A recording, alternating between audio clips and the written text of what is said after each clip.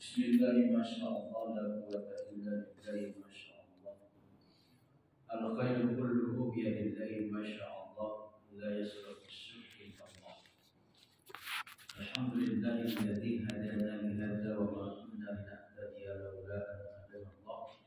Asyhadu an la ilaha illallah wahdahu la syarika lahu wa asyhadu anna Muhammadan abduhu wa rasuluh. Allahumma salli wa sallim ala sayyidina Muhammad wa ala ali sayyidina Muhammad. Rabbi israh li sadri wa yassir li amri wahlul 'uqdatam min lisani yafqahu qawli. Allah Ta'ala fi kitabihil karim. A'udzu billahi minasy syaithanir rajim. Bismillahirrahmanirrahim. Wa minan nasi man yaqulu amanna billahi wa bil yawmil akhir wa ma Sadaqallahul azim. Bapak-bapak, saudara-saudara, jamaah salat Isya dan juga di dalam majlis ini yang saya hormati, alhamdulillah kita bersyukur kepada Allah. Dengan izin Allah, pada malam hari ini kita bertemu kembali ya di pekan ini, jadi pertemuan yang kedua ini dengan pembahasan masih dalam toharoh.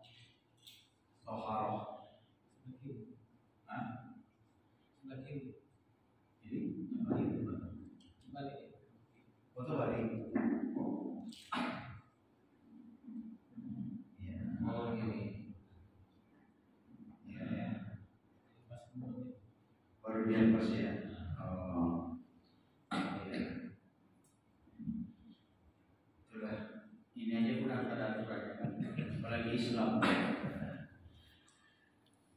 Bapak-bapak, saudara-saudara, selanjutnya setelah berikan salam kepada Nabi kita Muhammad sallallahu alaihi wasallam, mudah-mudahan kita mendapatkan syafaatnya nanti. Amin ya rabbal alamin. Bapak-bapak, saudara-saudara, pada pekan yang lalu sudah kita membahas bahwa toharoh itu, ya bersuci itu merupakan kewajiban. Jadi toharoh itu bersuci. Dalam istilah bahasa yang lain disebut dengan an-nadhafah. Bersuci dari apa? Dari hadas dan najis. Pada pekan yang lalu kita sudah membahas bahwa ada hadas besar, ada hadas kecil. Ketika seseorang melaksanakan sholat, dia masih berhadas besar, maka sholatnya tidak sah. Atau dia berhadas kecil, tidak berwudu, maka sholatnya tidak diterima. Karena kata Rasulullah, siapa orang yang tidak berwudu di dalam sholat, maka tidak diterima. Termasuk juga ketika ada najis di tubuh kita, maka juga tidak sah sholatnya. Kenapa? Karena syarat sah sholat itu adalah bersih dari najis, baik tempat, pakaian, ataupun badan. Badan, pakaian, tempat harus bersih dari najis. Bapak-bapak, saudara-saudara, untuk membersihkan hadas baik besar maupun kecil, termasuk juga dari najis, itu pakai apa? Tentunya pakai air. Ya, pakai air. Di akhir pembahasan kita pada pekan yang lalu, air itu ada air laut, ada air hujan, ada air embun, ada air mata air, ada air sumur. Itu disebut dengan air. Pada malam hari ini kita akan lanjutkan pembahasannya tentang air. Kalau pada pekan yang lalu kita sudah tahu air itu ada air hujan, air sumur, air mata air. Ternyata air itu juga dibagi menjadi 3. Ada namanya air suci lagi mensucikan. Ada namanya air suci tetapi tidak mensucikan. Ada air najis. Jadi berarti kita harus juga tahu tidak sembarangan atau asal-asalan untuk mengangkatkan hadas itu tadi. Ya, tidak asal-asalan kita membersihkan hadas itu tadi atau najis itu tadi. Disinilah pentingnya kita itu tahu ilmunya. Berapa banyak hari ini orang karena tidak memiliki ilmunya, dia tidak tahu pembagian daripada air itu sendiri, sehingga secara suci memang suci, tetapi tidak mensucikan. Bersih, tapi masih bernajis. Nah ini, berapa banyak hari ini emak-emak nggak tahu najis, karena dia tidak tahu cara mensucikan najis itu. Kadang-kadang kita lihat ada emak-emak karena saking hematnya dia air, dia bilang sayang air itu dibuang-buang, air mahal, ya kan? Karena memang sekarang air pun mahal. Akhirnya bekas air wudhunya itu ditampungnya, lalu itu dibersihkannya untuk menghilangkan najis, dijemurkannya, bersih, tapi masih ada najis. Ini penting. Oleh karena itu maka di dalam pembahasan kita ini untuk mengklasifikasi yang namanya air tadi, berarti ada air yang suci lagi mensucikan, ada air yang suci, dan ada air yang kena najis. Bagaimana yang dimaksud dengan air yang suci lagi mensucikan? Jadi kita lihat, wah, bagaimana yang dimaksud dengan air yang suci lagi mensucikan? Air yang suci lagi mensucikan ini disebut di dalam fikih adalah juga air mutlak. Dia memang mutlak airnya. Kalau dia air sumur, memang mutlak air sumur. Kalau dia air hujan, memang mutlak air hujan. Kalau dia air mata air, memang mutlak air mata air. Itu namanya disebut dengan air mutlak. Air hujan, berarti memang mutlak di air hujan gitu. Nah, itu namanya air mutlak. Jadi air mutlak ini, ya, tentunya adalah air yang tidak boleh berubah. Tidak boleh berubah. Apakah warnanya, apakah rasanya, tidak boleh berubah. Kalau dia berubah, berarti dia bukan disebut dengan air mutlak. Bisa saja berubah karena masuk benda suci, berarti dia bukan air mutlak, tapi dia adalah air yang suci. Bisa jadi begitu, ya kan? Umpamanya air ini air hujan, ya, air hujan. Kalau air hujan berarti air yang suci lagi mensucikan. Tapi bisa saja ini berubah airnya, dimasuki oleh benda suci, Kalau ketika air itu dimasuki oleh benda suci dan dia berubah, berarti dia bukan suci lagi mensucikan, tapi dia air suci. Ya kan? Air di gelas. Boleh berwudu satu gelas? Boleh. Kalau dia memang betul-betul air mutlak.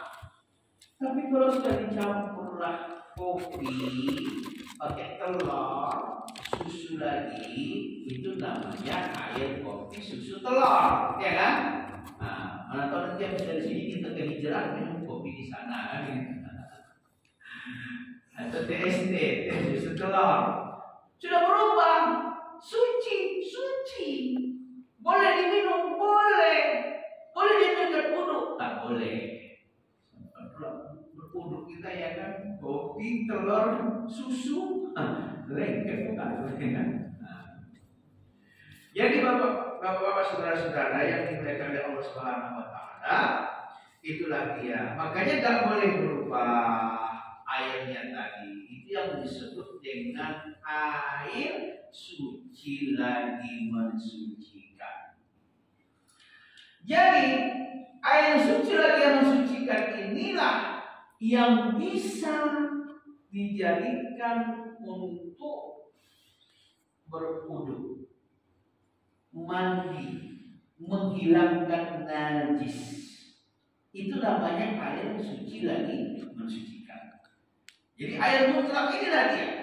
Air hujan, air sumur, air laut, air mata air, air leding. Nah, ini adalah air yang tidak bercampur baik dari dengan benda suci ataupun benda najis. Ini airnya, ya, airnya disebut dengan air mutlak. Makanya air ini tidak boleh bercampur, tidak boleh berubah. Ya, kalau berubah warnanya, umpamanya air satu botol ini berubah warnanya hitam, bukan lagi air mineral, bukan lagi air suci mensucikan. Tapi kalau hitam dia campurannya juga.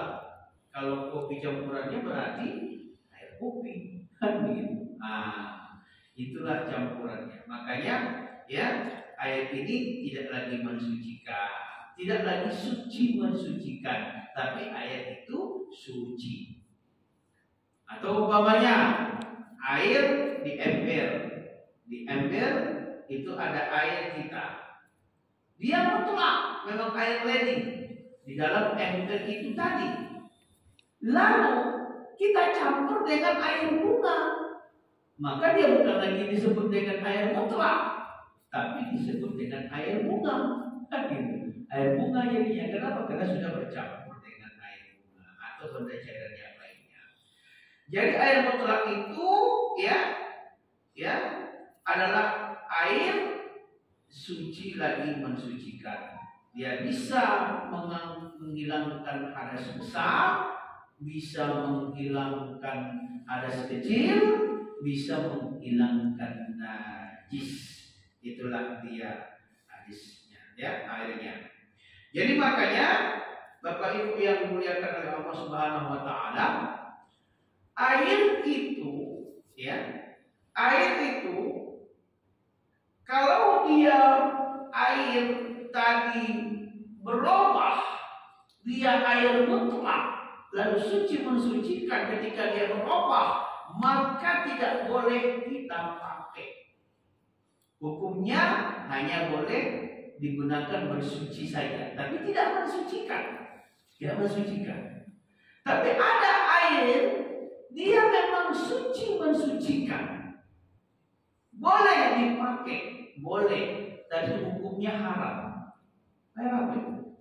Air yang dicuri. Air yang dicuri, ya, air yang dicuri itu boleh untuk suci mensucikan, tapi hukumnya haram. Apanya yang haram? Perbuatannya, karena mencuri. Karena mencuri itu ya nggak boleh. Walaupun kita untuk berwudu, tapi kalau air itu dicuri nggak boleh. Nah, kenapa? Wudunya sah, tapi perbuatannya haram. Nah, ini airnya. Lalu ada juga namanya air suci mensucikan tadi itu ada air yang boleh dipakai, ada air juga hukumnya air yang haram, tapi ada juga jenis air itu adalah air yang makruh dipakai. Ini jumhur para ulama menyebutnya adalah air yang dijemur atau air yang sengaja dijemurkan kena matahari. Kena matahari. Itu hukumnya makruh. Walaupun Imam Nawawi tidak setuju. Dan begitu juga pendapat Imam Syafi'i juga tidak setuju. Kenapa? Karena alasan dari jumhur para ulama itu tadi menyebutkan air itu makruh karena terjemur, karena tidak ada penggalian fakta. Jadi penggalian fakta itu artinya pada masa itu tidak ada ahli dalam kedokteran yang menyatakan orang yang memakai air yang terjemur matahari kena penyakit sopa. Penyakit sopa itu penyakit putih-putih badannya. Itu namanya penyakit sopa. Itulah alasannya kenapa nggak boleh dipakai air yang dijemur. Tapi Imam Nawawi tidak sepakat. Makanya Imam Nawawi tidak memakruhkan memakai air yang dijemur. Kenapa? Alasan dari para Imam Nawawi harus ada pembuktian dari ahlinya atau dari dokternya tentang air itu benarkah faktanya kalau memakai air yang dijemur oleh matahari itu menimbulkan penyakit sopa. Itu pembuktiannya belum ada. Tahu ini bapak-bapak mau membuktikan boleh juga, ya kan? Jadi Bapak Ibu yang dimuliakan oleh Allah Subhanahu wa taala, itulah air yang suci lagi mensucikan. Ya, air yang suci lagi mensucikan itu itulah yang bisa untuk berwudu. Disinilah kita harus memahami tentang air yang suci lagi mensucikan. Air yang suci lagi mensucikan ini tadi adalah air mutlak. Dan air mutlak itu sendiri tidak boleh berubah. Warnanya, rasanya, dan juga baunya. Ya kan? Baunya, tidak boleh berubah. Dan air itu juga kalau kita untuk mengangkatkan hadas besar atau hadas kecil, termasuk juga menghilangkan najis, haruslah air itu 2 kullah.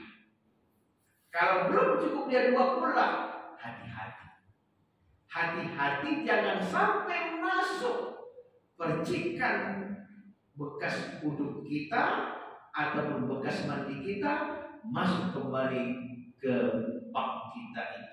Makanya dia 2 kullah. Makanya kalau bapak bikin bak ataupun muat di rumah, belilah baknya yang muatnya 200 liter. 200 liter. Kalau dalam ilmu fikih yang lain disebut 1 hasta, ya. Kalau dalam fikih Baitul Takwid itu 1 hasta ke atas, 1 hasta ke depan. Ya pokoknya ini semua 1 hasta lah. Isinya itu 200 liter. Jadi ketika ada air yang 200 liter itu, walaupun kena dia, itu masih boleh kita pakai karena dia sudah mencukupi 2 kullah. Tetapi kalau dia tidak mencukupi 2 kullah, maka tidak boleh dipakai untuk apa? Berwudu. Kalau masuk ke dalam tempat air itu tadi, apakah itu benda suci, apalagi benda najis. Tapi kalau Ustaz, kalau nggak masuk-masuk, benda suci pun nggak masuk, boleh. Tapi makanya hati-hati, bisa nggak? kita menjamin tidak masuk sesuatu itu ke dalam itu tempat yang tadi itu 20. Kalau nggak cukup 20, kalau bisa boleh. Tapi kalau nggak bisa tidak boleh. Nah, itu namanya air suci lagi mensucikan. Yang kedua, ada namanya air itu adalah air yang suci, tetapi tidak bisa digunakan untuk bersuci. Berarti air suci yang tidak bisa digunakan untuk bersuci. Airnya suci, suci airnya, tetapi tidak boleh kita gunakan untuk bersuci. Nggak boleh.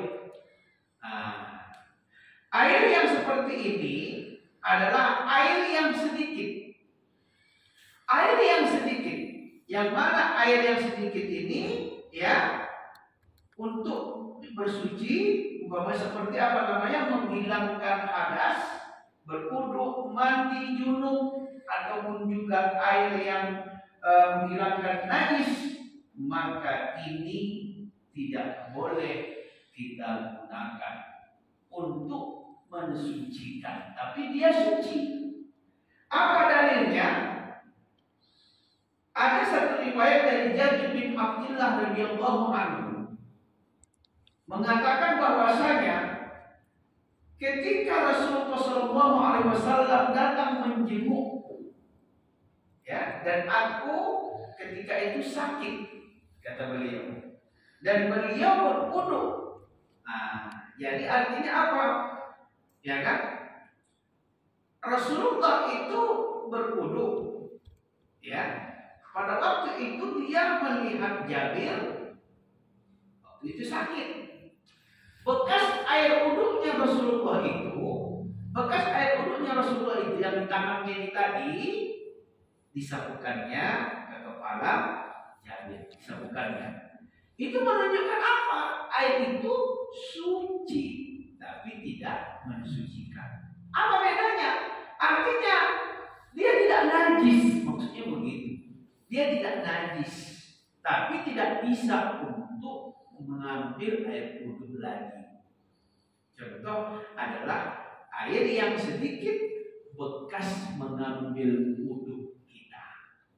Kalau air yang sedikit bekas mengambil wudhu kita, nggak boleh kita pakai lagi untuk berwudhu. Satu gayung umpamanya, ya kan, kita ambil begitu. Nah, ini menurut Imam Syafi'i. Tapi kalau airnya lebih dari 2 kullah, apalagi sampai mengalir, boleh kita berwudu di situ. Umpamanya kalau kita pergi ke Sidempuan, ya kan? Kalau di Sidempuan itu kan baknya itu besar, ya, bahkan mengalir. Kita ngambil wudhu di sana nggak pakai gayung lagi, langsung nongkrong aja buka yang masuk situ kan? Atau kita pergi ke Aceh, dia juga begitu, ya kan? Dia air kok besar itu nggak pakai gayung lagi, orang itu langsung ke situ. Boleh.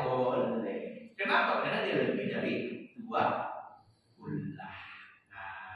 Tapi kalau dia kurang atau sedikit, gayung yang kita ambil sedikit, itu tidak boleh kita pulang. Karena Imam Syafi'i ya berpendapat air yang suci mensucikan itu haruslah 2 kullah. Gitu dia. Jadi ini dalilnya seperti itu. Jadi makanya ya boleh dia disebut dengan seperti itu. Sementara itu, apabila air itu tadi tidak dapat digunakan untuk bersuci, ya dalil yang menunjukkan bahwasanya dia dapat bersuci, ya. Yang mana juga Rasulullah mengatakan la yahtasil ahadukum fil ma'id ini wa huwa junubun. Janganlah kalian mandi di air yang diam sedangkan kalian dalam keadaan junub. Jadi artinya apa? Kita nggak boleh mandi, ya. Tadi yang mana air itu sedikit, ya kita masuk ke dalam cemplong kita di situ, ya kan? Umpamanya di ember itu kita masuk di situ. itu tidak boleh. Ya, itu tidak mensucikan, kata Rasulullah Shallallahu Alaihi Wasallam. Jadi makanya Bapak Ibu yang dimuliakan oleh Allah Subhanahu Wa Taala, mandi junub ya dapat mengeluarkan air tersebut dari kesuciannya. Kenapa? Adanya larangan menggunakannya. Artinya ketika kita menampung air mandi kita tadi dari bekas mandi junub kita tadi, tidak boleh kita gunakan. Kenapa? Karena itu sudah ada larangannya. Ini yang disebut dengan air, yaitu air apa namanya tadi? Air yang suci lagi mensucikan. Jadi Bapak Ibu yang dimuliakan oleh Allah Subhanahu Wa Taala, dari air yang suci, ya, yang tidak air yang suci tapi tidak mensucikan, itu tadi adalah yang pertama, air yang sedikit. Jadi dia memang suci tapi tidak bisa mensucikan. Lalu yang kedua, airnya suci tapi tidak mensucikan adalah air yang bercampur dengan yang suci. Airnya itu suci, ya, air mutlak. Airnya itu air mutlak. Apakah air hujan, air sumur, ya kan? Tapi yang sedikit tadi bercampur dengan benda yang suci, maka dia tidak bisa untuk mensucikan. Tapi dia suci. Contohnya apa? Seperti tadi, di gelas ada air mutlak, air hujan, apakah air leding. Kita masak dia. Lalu kita campur kopi, kita campur susu, ya kan? Dia suci, tapi tidak mensucikan. Jadi air yang sudah bercampur dengan benda suci, apakah teh, apakah susu, apakah kopi, apakah coklat, dia tidak lagi mensucikan, tapi dia suci, boleh diminum. Itu dia, ya, air yang tidak bercampur, air yang bercampur dengan benda yang suci. Termasuk juga adalah air yang mana air itu juga air kelapa. Air kelapa juga nggak boleh kita gunakan untuk berwudu. Dia hanya disebut dengan air suci, tapi tidak mensucikan. Itulah mengenai air. Jadi air suci itu, ya, ada air yang sedikit, tapi menjadi bekas wudu atau mandi. Air mutlak juga, tapi bercampur dengan yang suci, nggak boleh dipakai. Yang ketiga adalah air yang najis. Jadi kalau tadi kan air yang suci lagi mensucikan, air suci ada dua tadi, ya kan? Yaitu air yang sedikit sama air mutlak tapi sudah bercampur, itu namanya air suci. Dari yang ketiga dari klasifikasi air itu juga ada namanya air yang najis. Air yang najis, ketika ada air yang kurang dari 2 kullah dimasuki oleh benda najis, maka air itu najis. Nggak boleh kita pakai, ya. Air itu najis. Umpamanya ada masuk benda sesuatu ke dalamnya, itu namanya benda, yaitu air yang najis. Jadi air-air yang najis ini adalah air yang mana air itu, ya, kejatuhan najis. Najisnya kejatuhan. Umpamanya air itu tadi dimasuki oleh benda najis. Pertama dia sudah bersih, ya kan? Dia airnya air mutlak, tapi nggak sampai 2 kullah, maka masuklah ke dalam tadi yang namanya najis. Sehingga dengan masuknya najis itu tadi berubahlah warnanya, berubahlah baunya, berubahlah rasanya, maka itu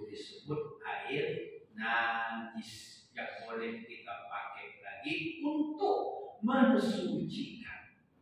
Ya, termasuk juga mensuci lagi mensucikan. Karena berubah ya, sudah berubah.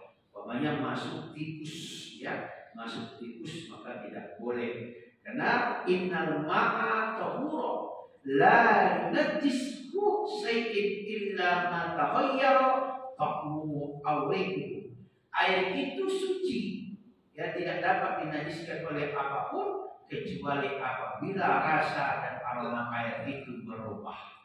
Jadi kalau sudah berubah aromanya, berubah warnanya, itu najis. Kalau dimasuki oleh benda najis, baru dia najis. Kecuali memang air itu berubah bukan karena dimasuki oleh benda najis. Umpamanya kalau Bapak Ibu pergi, ya, ke daerah Labura, masuk yang namanya ke daerah Redong ke dalam, itu airnya hitam di sana. Tapi itu bukan karena dimasuki oleh benda najis, tapi memang airnya hitam, kan gitu.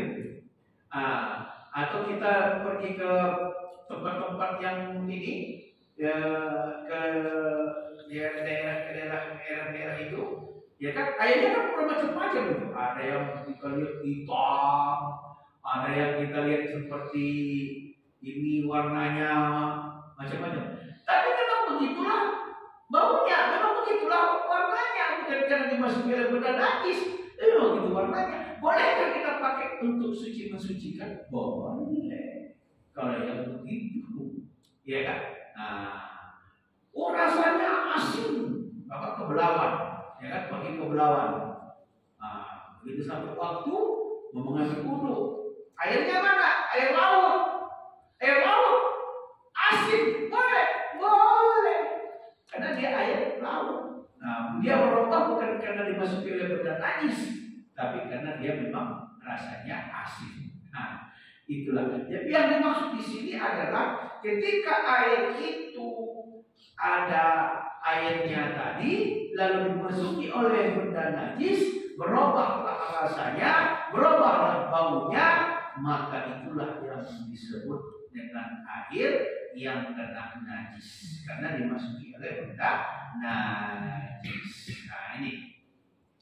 Jadi makanya, ya, ayat itu tadi kata Rasulullah, "Ijabala fal ma'u kullataini lam yahmil khafsa wa fi lafzin, ya, lam yunajjis syai'in." Apabila air itu mencapai 2 kullah, maka air itu tidak akan membawa najis. Dan menurut riwayat yang lain tidak akan dinajiskan oleh sesuatu. Tetapi ingat, air yang tadi kena najis itu adalah air yang tidak sampai 2 kullah, tidak sampai 200 liter. Masuklah tadi benda najis, ya kan? Tikus, berubahlah warnanya, berubahlah baunya, maka itu tidak bisa dipakai. Tetapi kalau air itu 2 kullah atau lebih dia, walaupun berubah warnanya, masih boleh dipakai. Kenapa? Karena dia 2 kullah. Ada satu riwayat di dalam hadis, ya, Rasulullah SAW dalam kitab Ilmu Autor oleh Imam Syaukani mengutip hadis Rasulullah itu pergi sama Umar, lalu ketemu sumur. Ternyata sumur itu di dalam ada bekas kain-kain wanita yang haid. Nah, kalau zaman dulu kan belum ada sotek, ya. Yang ada kan kain-kainnya tidak dimasuk. Mereka membuang sotek, membuang bekas dari haid mereka itu ke sumur itu. Tapi pada waktu itu lewat Rasulullah bersama Umar dan untuk mau mengambil wudu, karena itu sumur, maka boleh berwudu. Kenapa? Karena lebih dari 2 kullah. Tapi kalau kurang dari 2 kullah, tidak boleh. Itulah dalilnya, beberapa dalil yang dijelaskan oleh Nabi kita Muhammad SAW. Jadi Bapak Ibu yang dimuliakan oleh Allah Subhanahu Wa Taala, air yang tadinya itu adalah air ketika dimasuki oleh benda najis. Lalu kalau binatangnya ya seperti nyamuk ya kan atau lalat, bagaimana? Nah, kalau nyamuk atau lalat boleh. Kenapa? Karena dia bukan binatang yang mengalir darahnya tadi. Nah, itu makanya boleh dipakai. Karena kata Rasulullah, wa idza waqa'adzabaru fi ina'i ahadikum famkuluhu fa inna fil fi ahadin janahaihi da'an wa fil akhiri dawaan. Apabila seekor lalat jatuh ke dalam wadah air dalam seorang dari kalian, maka tenggelamkanlah lalat itu karena di salah satu keduanya sayapnya ada penyakit. Jadi kalau bapak-bapak ya kan minum dalam gelas ada lalat masuk ke dalam, jangan dibuang. Nah, tenggelamkan semuanya lalat tadi. Nah, kenapa? Karena sebelah sayap itu ada racun, sebelahnya ada penawarnya. Nanti sudah ditenggelamkan semuanya, barulah diambil lalatnya. Jangan pulaknya ditenggelamkan dibiarkan langsung diminum juga sama lalatnya. Nah, itu nanti jadi awet muda wah. Artinya tenggelamkan dia masukkan ke dalam, ambil baru dibuangkan. Supaya kan sayang baru dibuat tehnya langsung dibuang. Nah, jangan dibuang ya. Karena kata Rasulullah SAW, sebelahnya ada racun, sebelahnya ada penawarnya. Maka tenggelamkanlah lalatnya itu. Nah, inilah bapak-bapak saudara-saudara tentang pembagian air. Jadi air itu ada air yang suci lagi mensucikan, ada air suci, ada air yang kena najis. Dan ini kita penting tahu. Kenapa? Karena banyak kita lihat, ya kan? Ketika tidak tahuannya, akhirnya itu berpengaruh ibadahnya. Kenapa? Ibadahnya, sholatnya, kan? Kenapa? Ketika orang yang berwudu sementara air yang digunakannya itu ternyata tidak suci lagi mensucikan, maka tidak sah wudhunya. Ini yang perlu kita pahami. Ya, baik, Bapak Ibu, Bapak saudara-saudara mengenai tentang masalah ayat ini, ya, ada yang mau kita diskusikan di sini, dipersilahkan. Kalau ada dari bapak-bapak, saudara-saudara yang mau ditanyakan, apa kira-kira yang mau ditanya mengenai tentang ayat ini, apakah air suci mensucikan atau air suci atau air najis ini, dipersilahkan. Ada yang mau ditanya? Iya, silakan Pak. Assalamualaikum. Waalaikumsalam. Kalau 20 pula itu berapa liter? 20 ya. Jadi kata Rasulullah SAW, ya kan, ketika ada air 20, nah 20 itu para ulama menyebutnya sekitar 200 liter. Nah, 200 liter. Walaupun ada yang berpendapat, ya, dia 189 liter sudah bisa. Nah, tapi secara umum dalam ilmu fikih itu 200 liter. Atau di dalam kitab yang lain seperti dalam kitab Minhaj Talibin atau dalam kitab Ayatul Takrib itu satu hasta. Ini satu hasta ke atas, satu hasta ke kanan, satu hasta ke kiri. Pokoknya persegi 4 itu satu hasta semua. Itulah ukurannya. Itulah ukuran yang 20 itu. Ya, kalau mau diukur pakai ini tadi, ini satu hasta. Mari dan ke bawah. Nah, itu namanya 20. Jadi kalau kita mau bikin bak mandi, usahakan lebih dari 20. Nah, usahakan lebih dari 20. Kenapa? Kita kan mandi janabah. Kadang-kadang mandi janabah itu bisa saja tadi, ya kan? Kita ya pakai gayung. Gayung kita, bekas air kita bisa masuk. Nah, makanya kalau disebut begitu ketika masuknya bekas mandi kita ke dalam sumur itu, disebutlah dia mustakmal. Apa itu mustakmal? Bekas dari mandi kita itu masuk ke dalam. Begitulah kehati-hatian Imam Syafi'i mengenai tentang air yang 2 belah. Jadi sekitar 200 liter. Ya. Baik, ada lagi, Bapak-bapak, saudara-saudara, silakan kalau ada yang mau ditanya. Iya, Pak. Waalaikumsalam. Saya mau nanya misalkan, ini air mutlak, ya, ini di Riau. Jadi kita bawa ke ember, tiba sampai sana nggak berapa lama berubah airnya, terus Iya, tanpa masuk sesuatu. iya. Jadi air yang mutlak, ya, yang mana dia lebih dari 2 kullah boleh. Tapi lalu kita ambil dari air yang lebih 2 kullah itu ke dalam ember.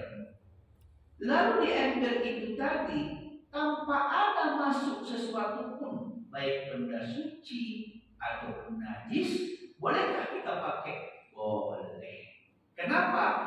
Karena berubah yang nggak boleh itu ketika dimasuki benda suci, apalagi benda najis. Tapi kalau dia berubah secara alami, itu masih boleh kita pakai. Nah, karena biasa itu ya, kalau di daerah Riau sana itu kadang yang kita ambil dia warnanya nanti hitam pekat, begitu nanti kira-kira 2 jam kemudian coklat. Nah, nanti di 3 jam kemudian putih. Nah, gitu. Kenapa? Turun dia. Nah, turun dia. Makanya perubahan karena lumut ataupun karena tanah boleh kita gunakan, asalkan perubahan itu bukan karena masuk benda najis. Nah, gitu Pak ya. Baik, silakan Bapak-bapak yang lain, ada lagi yang mau kita diskusikan mengenai ini, tentang ayat ini?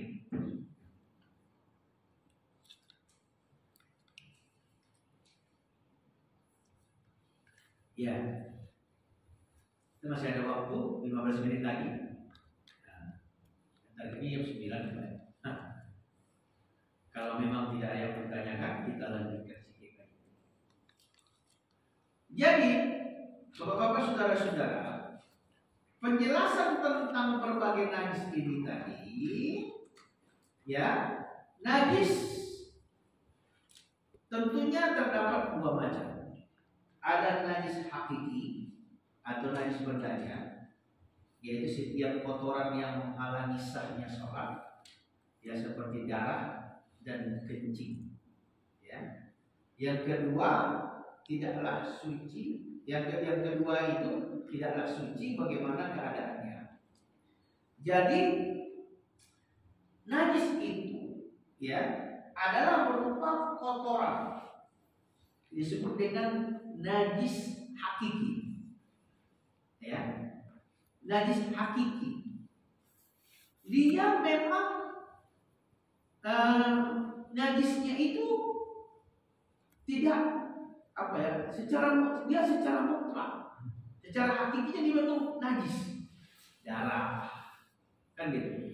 Nanah itu adalah najis, ya. Kencing itu najis. Jadi kencing, darah itu najis. Nanah itu juga najis. Tapi kalau ingus tidak najis, dahak tidak najis. Makanya boleh ketika kita dalam sholat ada ingus nempel, boleh kita tetap pakai baju kita, karena dia tidak najis. Tinggal nanti bagaimana caranya. Karena bergerak itu, setiap pergerakan kita tidak boleh lebih dari 3 kali. Makanya kalau kita ada ingus, jangan berat. Itu batal sholatnya. Kenapa? Karena lebih bergerak 3 kali. Berturut-turut. Tapi kalau umpamanya sekali diam dia, kan ada, kan nggak apa-apa dia pegang dulu. Habis itu baru masukkan. Bolehkah kita mengantongkannya? Boleh, karena itu bukan najis. Tapi kalau darah, kita umpamanya darah, ya kan, berdarah, umpamanya luka, berdarah, itu najis. Kecuali pada waktu kita sebelum berwudu, kita sudah bersihkan, ya kan? Tetapi mengalir terus darahnya, maka itu dimaafkan. Termasuk juga kencing. Karena ada yang namanya penyakit, kalau bahasa fikihnya penyakit sul-sul baul. Itu kalau bahasa fikihnya. Kalau bahasa dokternya apa itu? Penyakit apa namanya? Kalau kencing aja dia, netes aja dia, ada begitu. Dia artinya karetnya udah bocor. Ada itu kan orang tua prostat ya. Itu bagaimana dia sholat? Sementara dia kencing terus.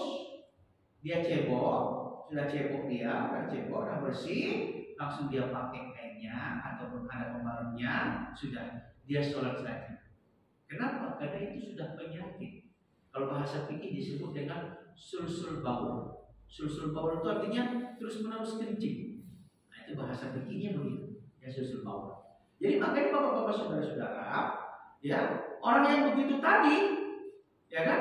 Kalau zaman sekarang mungkin pempesnya dibukanya, ya kan? Bukanya ganti pempes yang baru. Baru dia sholat. Nanti asar buka lagi, tukar lagi pempesnya. Baru dia sholat. Nah, itu kalau kena kencing terus menerus. Termasuk, tapi kalau umpamanya di tengah jalan, dia pun tidak punya penyakit begitu, cuman karena dia kurang paham saja cara kencing. Karena hari ini banyak orang tidak paham kencing, Pak. Tidak pahamnya gimana, Ustaz? Banyak hari ini orang yang kencing itu berdiri loh. Termasuk hari ini, kecuali anak pesantren atau anak sekolah agama, itu banyak anak-anak sekolah yang nggak pernah sekolah pesantren atau agama, rata-rata kencingnya berdiri. Ya benar, tingkat SD, SMP, SMA, bahkan sudah perguruan tinggi, kencingnya berdiri. Itu berdiri. Maka atau pun bapak-bapak dia kencing berdiri. Sampai kadang-kadang ada juga itu menyiapkan toiletnya itu untuk berdiri. Itu ya, kencing berdiri itu kalau kita menurut dari fikih ya, menurut fikih ada itu dalam kitabnya Nailul Awtal juga. Ya, tidak boleh kencing berdiri. Bahkan ada yang mengharamkan kencing berdiri tadi. Ternyata sunnahnya itu kan jongkok. Setelah habis dia keluar, maka sunnahnya berdehem 3 kali untuk menghabiskan sisanya. Kalau tidak didehemkannya 3 kali, kadang-kadang maaf, begitu selesai kencing macam ada rasa mengalir lagi, berarti belum bersih. Itu kalau memang dia terasa najis.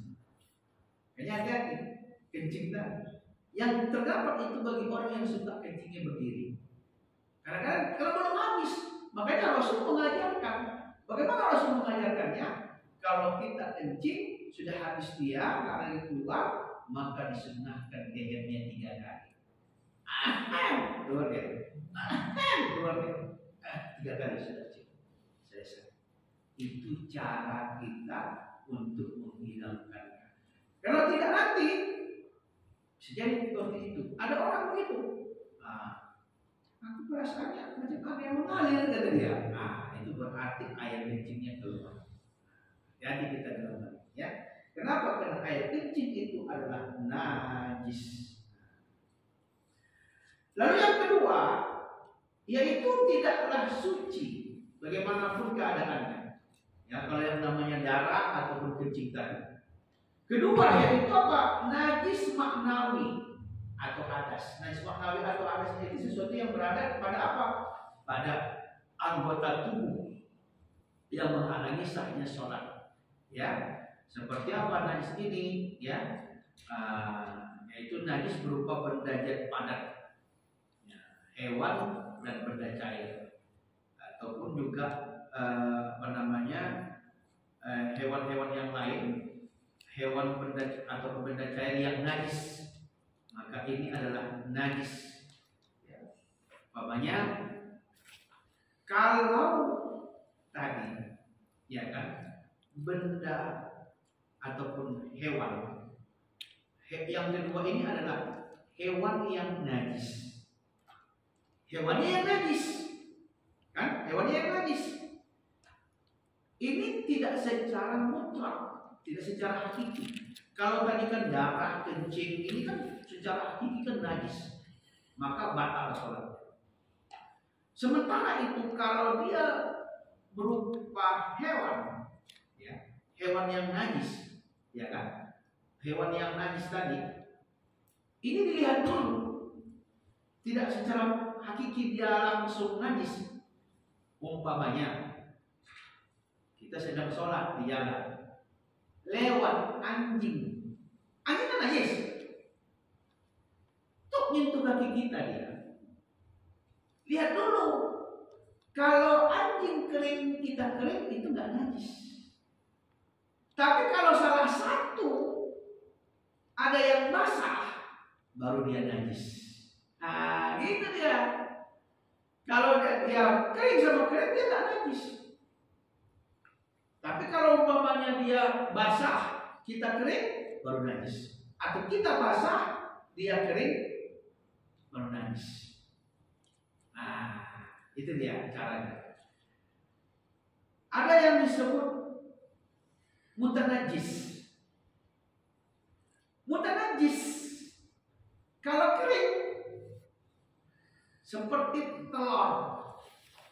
Telur itu dari mana keluarnya?